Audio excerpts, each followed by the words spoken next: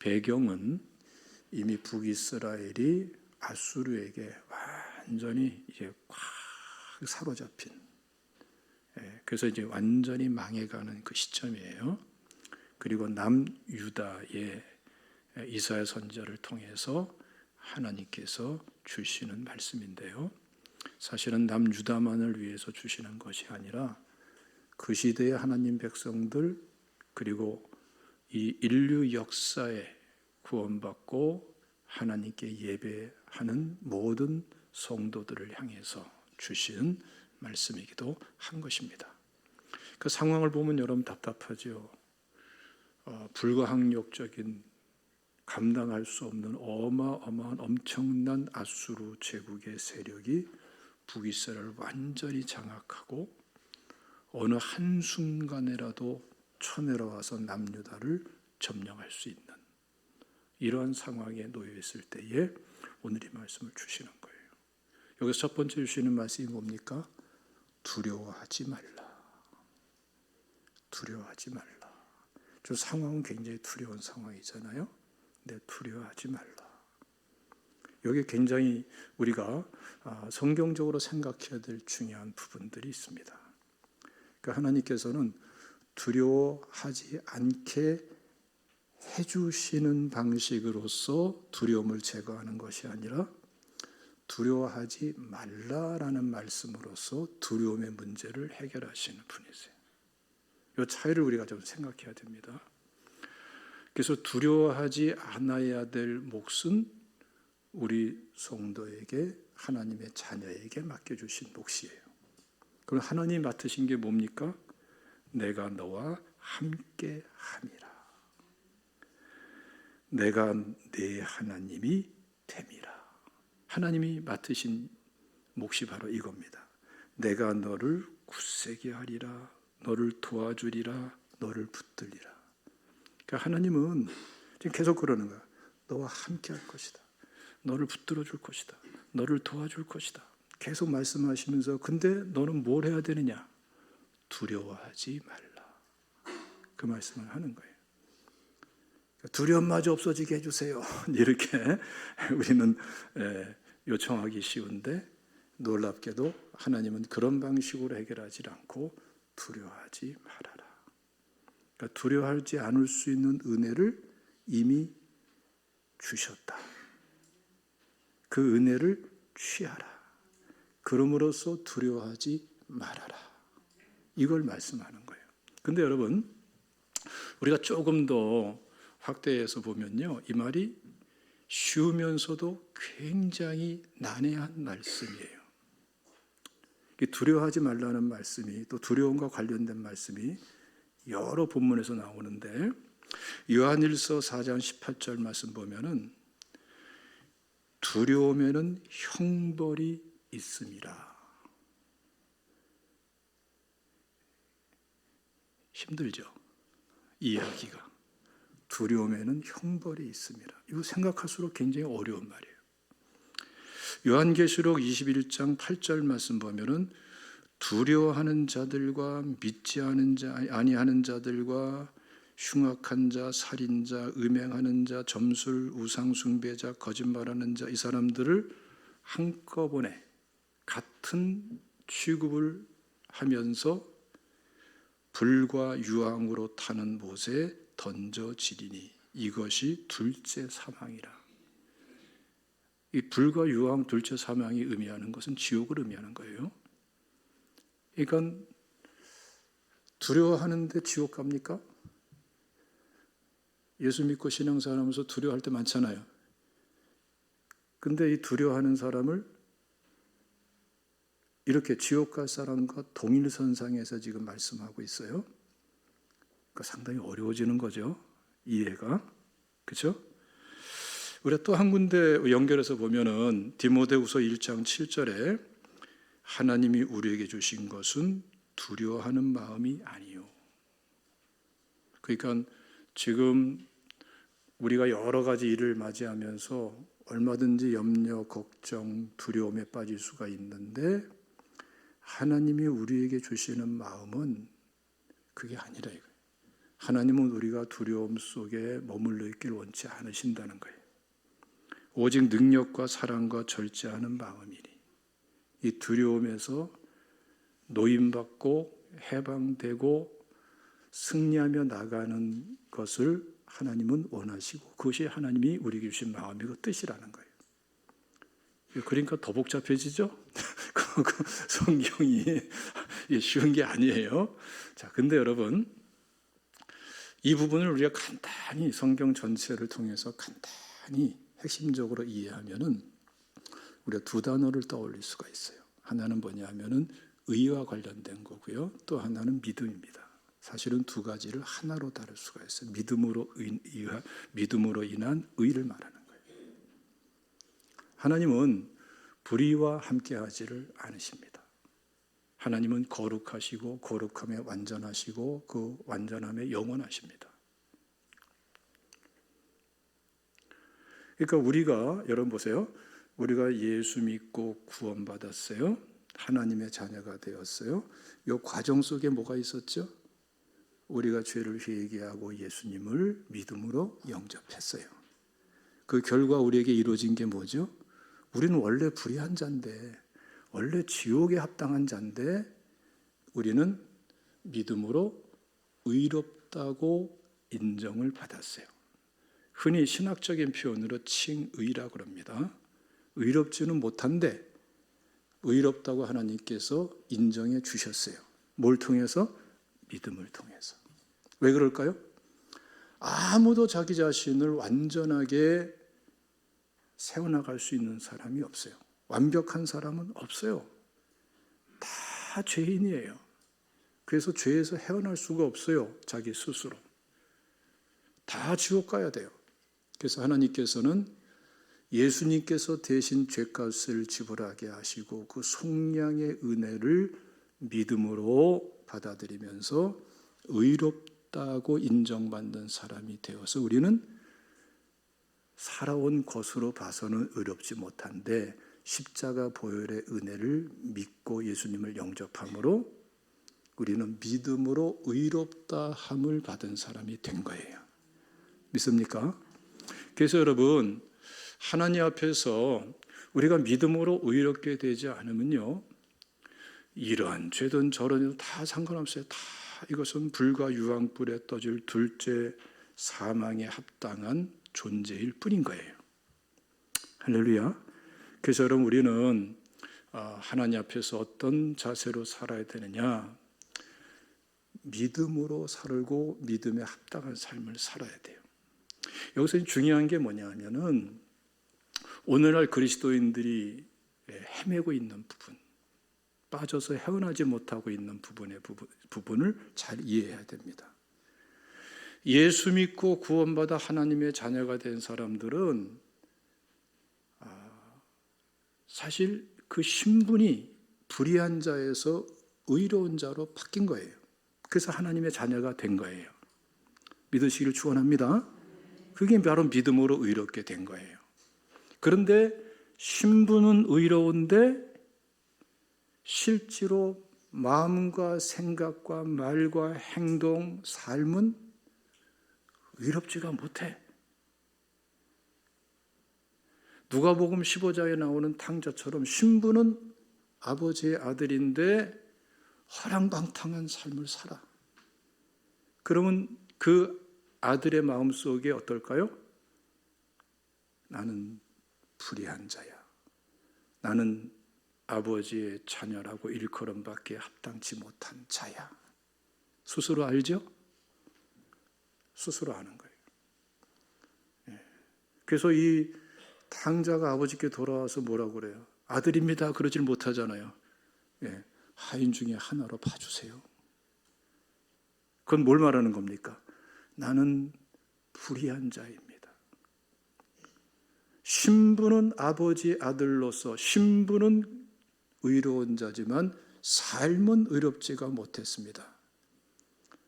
이 사이에 무엇이 있습니까? 이 사이에 신분은 의로운데 삶은 의롭지 못한 요 사이에 요 관격 속에 어떤 게 있냐면은 두려움이 있어요. 염려가 있어요. 근심이 있어요. 평안이 없어요. 하나님과 화평을 누리지를 못해요. 마땅히 신분으로 봐서는 하나님이 의롭다고 인정해줬고 하나님과 더불어 화평을 누릴 수 있는 특권이 주어졌는데 누리지를 못해요. 그래서 오늘날 그리스도인들이 빠져있는 심각한 문제가 뭐냐면 신분은 의로운데 삶은 의롭지 못해서 그 속에 심령 속에 믿음이 세워지지를 못해요. 그래서 많은 그리스도인들이 예수는 믿는데 심령 속에는 믿음이 주저앉아 있고 100%가 정상이라면 30%, 20%, 막 60% 이하에서 헤매는 사람들이 엄청나게 많단 말이죠. 이 가운데서는 어떻게 되죠? 아무런 확신이 없어요. 확신이 없어. 기도해도 확신이 없고, 그렇죠? 하나님 말씀을 붙잡고 나갈래도 확신이 없고, 믿음이 없는데 어떻게 확신이 있어요? 이런 상태에서는 뭐가 자리 잡습니까? 염려, 걱정, 근심, 두려움이 가득. 그래서 하나님이 함께 하겠다, 도와주겠다, 내가 너를 붙들어 주겠다, 막 그래도 이 상태에서는 어때요? 두려움만 가득. 그래서 여러분, 우리가 잘 생각해야 됩니다. 우리가 아무리 예수 믿고 구원받은 하나님의 자녀고 의롭다고 인정받은 자라 할지라도 그 마음과 생각과 말과 행동에 하나님 앞에 합당함이 없으면요, 어느새 심령 속에서 믿음은 자꾸 사라져요. 안개처럼 사라져버려요. 기도해도 확신이 없어요. 응답된다는 확신도 없어요. 믿습니다. 입으로 그러면서 속으로는 어때요? 죽어도 못 먹겠습니다. 이 소리가 속의 심령에서는 자꾸 확인되는 거예요. 믿습니다. 아멘. 입으로 그러는데 속으로는 노멘. 못 믿겠어요. 도무지. 속에서 내 심령이 아우성을 치는 거예요. 그런 상태에 뭐가 되겠습니까? 그러니까 기도 응답도 모르고 기도의 능력도 모르고 성령의 은혜도 모르고 말씀의 실제도 모르고 복음의 실제도 모르고 그런 상태니까 교회를 다니는데 교회만 다녀. 교인은 되는데 신앙인이 안 돼. 교회 생활은 되는데 신앙 생활이 안 돼요. 하나님과의 관계가 화목하지 못하니까 믿음은 안개처럼 쫙 사라져버리고 불신과 의심과 염려, 걱정, 두려움만 자꾸 있어요.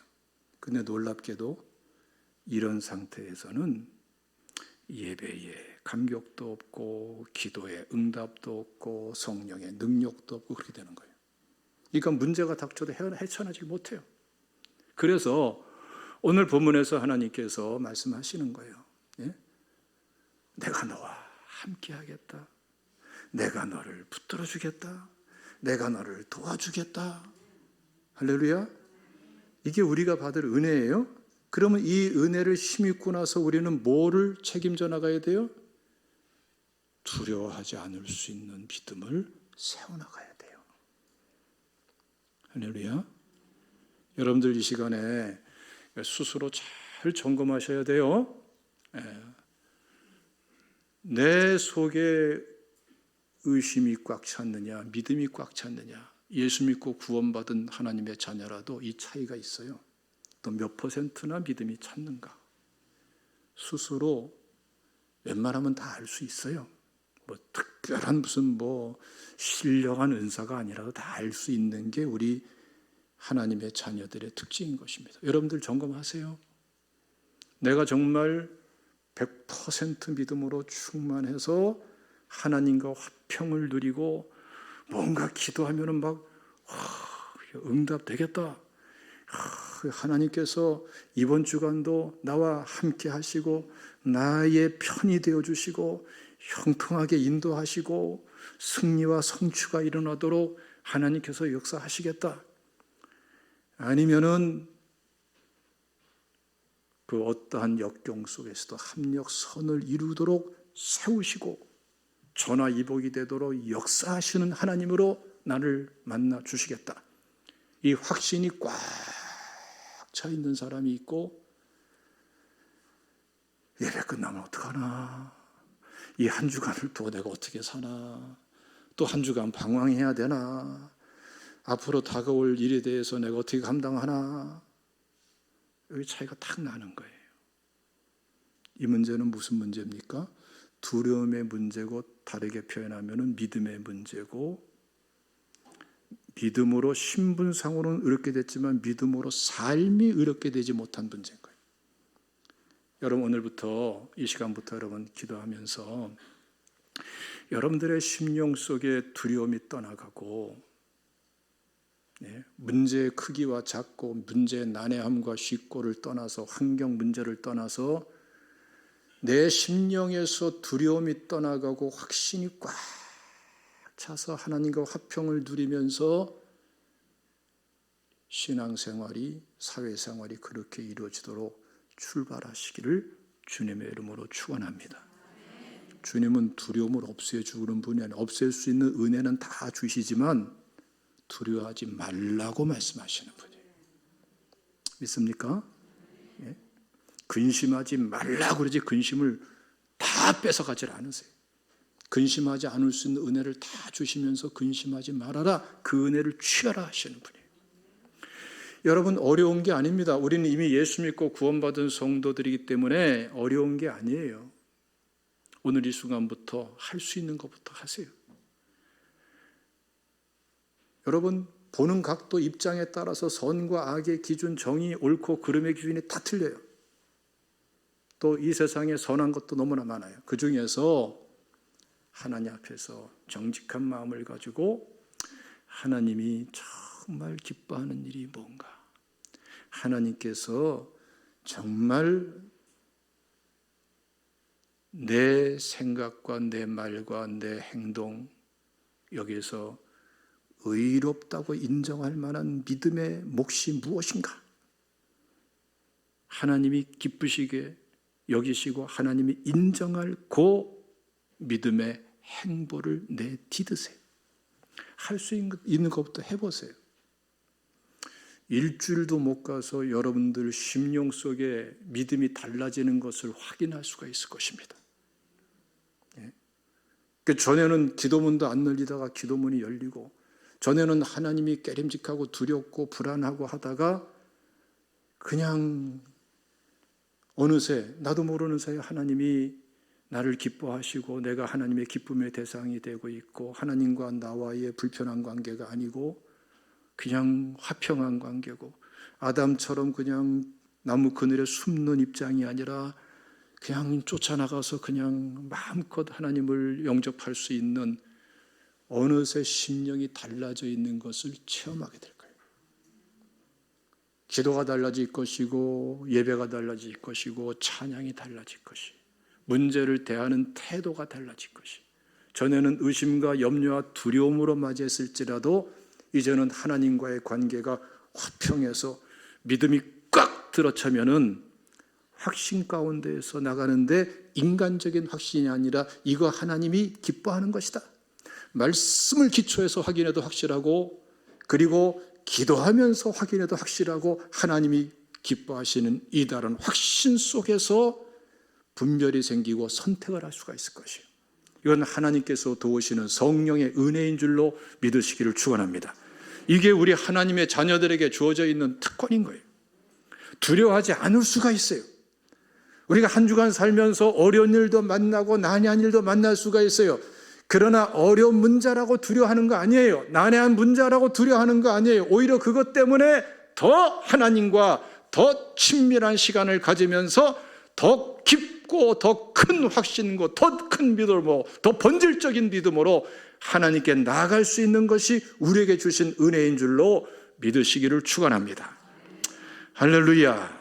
그래서 여러분, 로마서 5장 1절 말씀 보면은 우리가 믿음으로 의롭다 하심을 받았으니 우리 주 예수 그리스도로 말미암아 하나님과 화평을 누리자 말씀하는 거예요.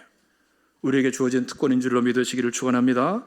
로마서 1장 17절 말씀은 오직 의인은 믿음으로 말미암아 살리라 함과 같으니라. 갈라디아서 3장 13절 말씀 보면은 아무도 율법으로 말미암아 의롭게 되지 못할 것이 분명하니 이는 의인은 믿음으로 살리라 하였습니다. 이미 우리는 의롭게 됐기 때문에 이제 하나님의 자녀로서 하나님이 기뻐하는 삶을 한 발자국 한 발자국 내디디면은 하나님과 화평이 어느새 내 전 인격적인 믿음이 되고 할렐루야 확신과 평안으로서 나가게 되는 것입니다. 여기서 가장 중요한 분기점이 뭔지 아세요? 그게 바로 예배입니다. 한번 우리 말씀 읽어봅시다. 로마서 1장 21절 말씀을 다 같이 읽겠습니다. 로마서 1장 21절 시작. 하나님을 알되 하나님을 영어롭게도 아니하며 감사하지도 아니하고 오히려 그 생각이 허망해지며 미련한 마음이 어두워졌네.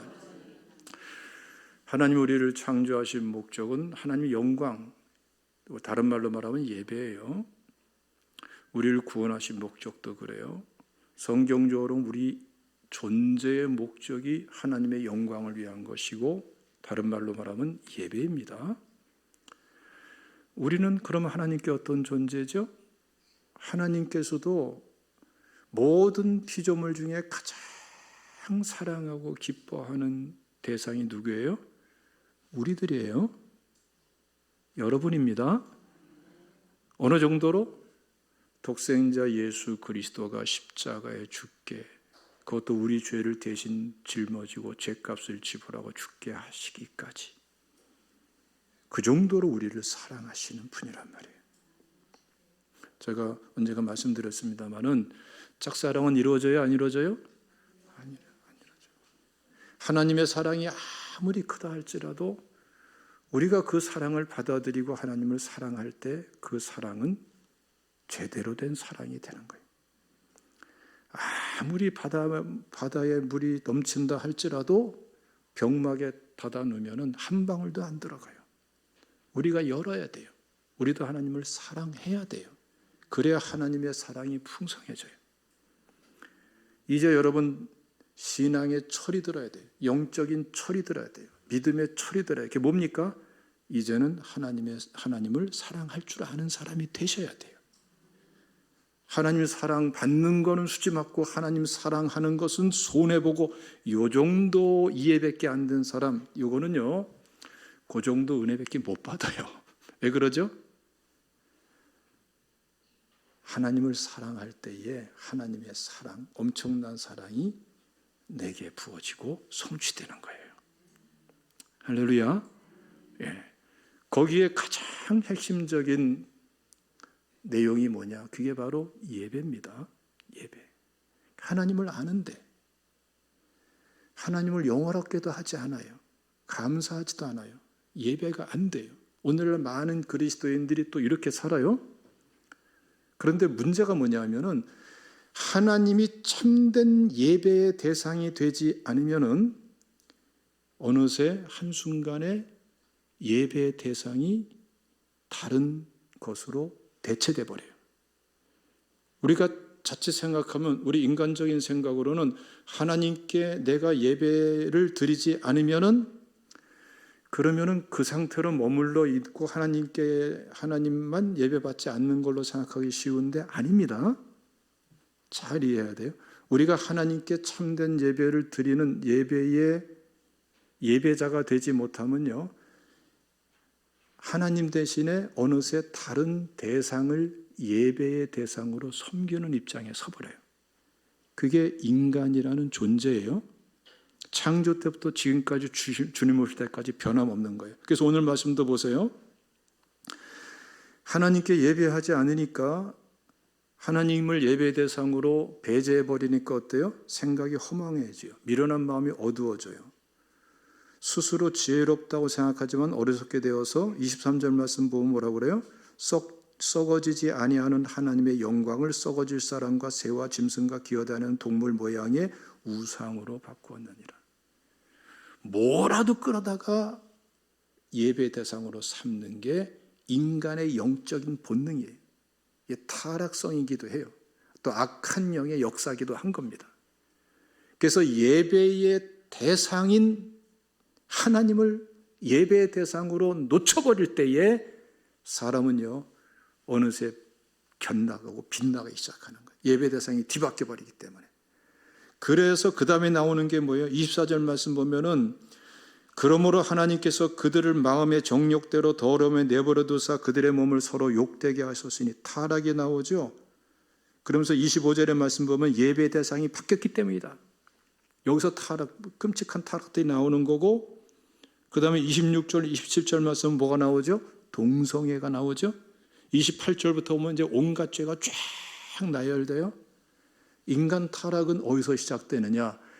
예배의 대상이 바뀌어버릴 때에, 참 예배자의 믿음을 잃어버릴 때에 그때부터 온갖 타락이 쫙 몰려오는 거예요. 인간은 그렇게 되게 돼 있는 거예요. 그거는 인류 역사가 증명하고 우리 개개인의 인생사가 확증해주고 있는 내용이에요. 그리고 이러한 타락 속에는 뭐가 있죠? 그 타락 자체가 불행이고 타락 자체가 재앙이지만 그 하나님께서는 그것으로 끝나질 않아요. 하나님 자신이 심판하고 재앙을 내리시는 공의의 하나님이세요. 공의가 하나님의 축복이 되도록 살고 공의가 하나님이 주시는 승리가 되도록 살아야지 하나님의 공의가 심판이 되도록 살면 안 돼요. 어디서 시작된다고요? 예배에서 시작되는 예배에서. 그래서 여러분 보세요. 노아 홍수도 어떻습니까? 이런 맥락에서 내려지는 하나님의 심판이에요. 소돔과 고모라의 심판도 바로 이러한 맥락 속에서 내려지는 하나님의 심판이에요. 오늘날은 안 그럴까요? 오늘날은 안심해도 되나요? 뭐 그렇게 무분별한 생각을 함부로 합니까? 지금 우리나라가 얼마나 위태한데. 예? 지금 나라 빚은 1,000조가 넘었어요. 카드 돌려막기 하듯이 나라가 지금 빚어서 빚 이자를 갚아야 될 그런 상황으로 몰리고 있어요. 다 신문 기사만 보고 다 나오는 거 아닙니까? 여러분, 대만과 중국과의 전쟁을 지금 중국이 침략하는 문제를 염려를 하는데 이게 단계적으로 변화되고 있어요. 몇 년 전부터는 어떤 말이 쭉 나왔냐면은 중국이 대만을 침공해서 대만과 중국 관계에서 미국이 개입하느냐, 일본이 개입하느냐, 우리나라 어떤 이 정도 얘기 나누다가 그 다음 단계 어떻게 발전됐냐 하면은 중국이 대만을 침략할 적에 일본과 한국을 먼저 공격하고 그 군 시설들을 타격하고 공격할 것이다. 그게 전략상으로 맞다. 즉, 요 근래에 나오는 것은 뭐냐면 아니다. 그렇게 하지 않을 거다. 이건 군사 전문가들이 얘기하는 거예요. 그것이 아니라 중국이 대만을 침략하기 전에 북한이 남한을 침략하게 할 것이다. 남침하게 할 것이다. 그래서 한국에 있는 한국군과 미군을 발목을 붙잡아 놓고 일본에 있는 미군과 일본의 군사력도 발목 잡아놓고 여기서 북새통을 이루는 사이에 삽시간에 대만을 공격해서 그거를 점령해 버릴 것이다. 그게 전략적으로 맞다는 거예요. 우리가 가만히 생각해 봐도 그렇죠? 생각을 해보세요. 생각을 해보세요. 근데 여러분 지금 중국의 시진핑이 뭐라고 그랬습니까? 전 국민을 대상으로 해서 명령했잖아요. 2026년까지 대만을 점령하라. 하나의 중국을 만들라. 지금 쉬운 상태가 아니에요. 우리 북한 감당할 수 있습니까? 맨날 보면 말이죠. 뭐 K2 전차가 어떻고 폴란드에서 엄청나게 샀고 뭐 K9 뭐 자주포가 어떻고 맨날 이런 소리 해요. 이런 소리 하는데요. 핵 앞에서는 아무것도 아니야. 6.25 때 북한군이 탱크 밀고 들어오고 우리는 탱크 한 대도 없었죠. 소총 가지고 쏘고. 그거랑 그 정도의 비교도 아니에요. 핵 앞에서는요, 탱크 장갑차고 아무것도. 예. 비행기조차 아무것도 아니에요. 끝나버려요. 근데 여러분, 북한 어떻습니까? 지금 핵만 지금 몇 개 가지는지 모르죠. 엄청나게 준비해 놨고 이미. 그리고 핵 투발 수단도 엄청나게 발전돼 있죠. 지금 소위 말하는 ICBM, 대륙간 탄도미사일 이제 어디까지 개발했어요? 미국 본토를 때릴 수 있을 정도까지 개발이 됐어요. 예. 그리고 실제로 잠수함에서 쏠 수 있는 SLBM, 그것도 이미 다 개발이 완료됐어요. 그러면 잠수함 타고 쫙 가가지고서 미국 본토에다가 딱 해변가에 세워놓고 나서 협박할 수 있죠. 또 미사일이 굉장히 지금 삽시간에 이게 어떻게 어느 정보를 어떻게 탈취해서 넘어갔는지 삽시간에 최첨단 미사일, 예? 이거는 뭐 어떻게 요격할 수도 없는 미사일. 또 탄도탄 그냥 내리꽂으면은 마하 그냥 10 가까이 돼가지고서 그걸 요격할 수 없는 이런 것까지 다 개발되어 있어요. 삽시간에 준비가 되어버렸어요. 근데 여기서 중요한 거는 왜 그렇게 준비했을까라는 거죠. 왜 준비했을까? 남한만 공격한다면은 미국 본토 공격할 그 어려운 무기 체계를 개발할 필요가 없어요. 왜 그렇게 악을 쓰고 기를 쓰고 만들었을까? 군사 전문가들이 일관되게 쭉 얘기하는 게 뭡니까? 미국을 협박해서 미군이 개입하지 못하게 하기 위한 것. 딱 단순한 거예요. 정상적인 전략가들은 딱 여기를 일치되게 결론을 내립니다. 미군이 개입하지 않아야 남한을 점령할 수 있으니까. 핵 한 군데 딱 터뜨려놓고서 개입하면 평택 칠 거야, 오키나와 칠 거야, 본토 칠 거야. 되게 덤벼들 수 있어요? 못합니다. 이번에 윤 대통령께서 글쎄 뭐 이런 얘기를 제가 잘 드린 적은 없습니다만은 우리가 본문과 관련해서 좀 생각할 필요도 있어요. 북한과 지금 뭐 이렇게 정상회담하고 이렇게 아직 도착 안 했죠? 네, 그런데 다른 거는 모르겠어요. 핵 합의는 완전 실패예요. 저거 나중에 어떻게 책임지려고 그래요? 그만큼 전쟁 위험이 높아졌어요. 핵 합의를 잘못해가지고. 이건 윤 대통령 그리고 외교 라인, 안보 라인의 큰 실책이다. 보통 실책이 아니다. 생존, 대한민국의 생존과 관련된 실책이다. 이렇게 볼 수가 있는데 심각한 상태예요.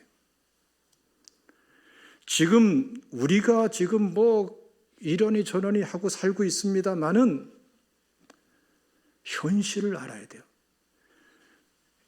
북이스라엘이 아수르에게 완전히 점령당하고 남유다가 위협받고 두려움에 떨고 있는 이런 상황처럼 우리는 몰리고 있는데 우리는 어떻죠?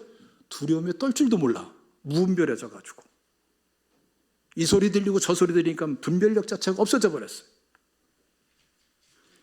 이럴 때 한국교회가 막 눈물로 기도하고 금식으로 기도해야 될 때인데 태평성대야, 태평성대. 여러분, 우리가 해야 될 중요한 믿음의 자세가 뭡니까? 예배를 회복해야 돼요. 이게 엉뚱한 소리 같습니다만은 성경적으로 보면 그래요. 하나님께서 긍휼을 베푸시고 하나님께서 한 국가의 흥망성쇠를 결정하실 때에 가장 핵심적인 그러한 평가 기준은 예배가 어떠하냐예요. 우상을 섬기느냐, 죄악에 빠져 타락하느냐, 이런 망조인 거예요. 하나님이 심판하세요. 바알부올 사건이 그거 아닙니까? 모압이 이스라엘을 감당할 수 없으니까 발람 선지자의 꾀를 따라가지고서 모압 여인을 동원시켜서 이스라엘 남자들을 타락시키고 우상 숭배로 빠뜨리고 하나님의 재앙이 떨어지게 하지 않습니까? 우리 한국교회가, 우리 제자교회가 감당해야 될 사명이 뭐냐? 나도 바르게 살아야 될 뿐더러 내 가족들도 이웃들도 이 사회가 죄악에 빠지지 않고 타락에 빠지지 않도록 하는 것이 애국이에요. 애국. 가족을 위하는 것이고, 믿습니까? 이게 여러분 사회, 직장, 사업을 위하는 거예요. 예배의 사명을 가져야 돼요. 예배도 여러분 그냥 형식적인 예배가 아니라 두려움에서 자유케 된 예배, 하나님과 화평한 예배, 믿음이 꽉 차서 하나님께 영광 돌리는 예배, 예배의 회복이 우리의 그리스도인의 사명인 줄로 믿으시기를 주님의 이름으로 축원합니다. 한국교회가 이렇게 나가야 되는 것이고요, 특히 우리 제자교회가 이렇게 나가야 될 줄로 믿습니다. 의인 10명이 없어서 망하는 곳을 우리가 소돔과 고모라 사건을 통해 보지 않습니까? 그렇다면 우리라도 하나님 앞에서 참 예배자로 나간다면, 예배의 사명을 감당하며 나간다면 이 땅에도 하나님의 긍휼이 더 연장될 수 있는 줄로 믿습니다. 위험해요, 위험해. 우리가 지금 6.25 이후에 쭉 돌이켜보면은 진짜 나라가 위험할 적에는 온 국민들이 모르니까 태평해. 나라가 진짜 괜찮을 때는 막 두려워서 난리야. 이런 일이 사실은 여러 차례 반복됐어요. 우리나라의 운명을 우리가 결정할 수 있는 능력이 없어요. 그 수준이 안 돼 있어요, 지금. 어느 나라도 그런 대개가 그렇습니다만은 우리나라 마찬가지예요. 그러나 하나님이 이 나라를 지키고 여러분 각 가정을 지키도록 역사하시면은 해답이 있는 줄로 믿습니다. 할렐루야. 여러분 사명감 가지고 신앙생활 하시기를 주님의 이름으로 축원합니다. 미국의 유명한 시인 T.S. 엘리엇이 지금 4월 달이잖아요. 4월에 관한 시를 졌죠. 황무지. 4월은 가장 잔인한 달. 죽은 땅에서 라일락을 키워내고 추억과 욕정을 뒤섞고 잠든 뿌리를 봄비로 깨운다. 겨울은 오히려 따뜻했다. 이런 시잖아요. 그렇죠? 이건 전후 세대의 정서적인 메마름을 비롯해서 여러 가지 측면에서 그 메시지가 있는데, 그걸 다 통틀어서 우리가 아주 간략하게 적용할 수 있는 개념이 뭐냐면은, 잠들어 있는데, 그리고 잠들어 있는 것을 아는데도 깨어나기가 싫은 거예요. 그리고 깨우는 것이 불편한 거예요. 그런 의미에서 잔인한 거예요. 그게 영적이든 정서적이든 지성적이든 그 어떤 것이라도 잠들어 있는 걸 알면서도 깨우는 게 잔인하게 느껴지는 거예요. 오늘날 우리 그리스도인들이 영적으로 잠들어 있는데 깨우는 게 싫어요, 좋아요? 좋아하는 사람도 있지만 싫어하는 사람도 많고, 왜 깨워? 잔인하게 생각되는 사람도 얼마든지 있을 수가 있어요.